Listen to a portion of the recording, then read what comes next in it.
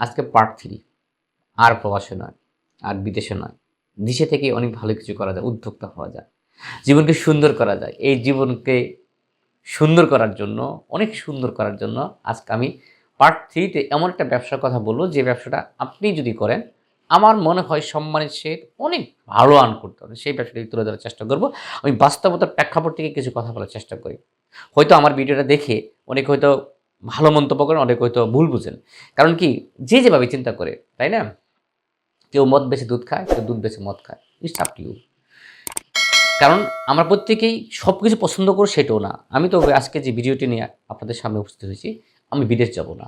ওই বিদেশে যাওয়ার জন্য যে টাকাটা আমি জমা দিচ্ছি, ওই টাকাটাই যদি আমি দেশে বিনিয়োগ করি, কোনো একটা ব্যবসার ক্ষেত্রে রিস্ক ফ্রি, আরামসে সম্মানের সহিত অনেক ভালো কিছু করতে পারি, সেইটা তুলে ধরার চেষ্টা করব।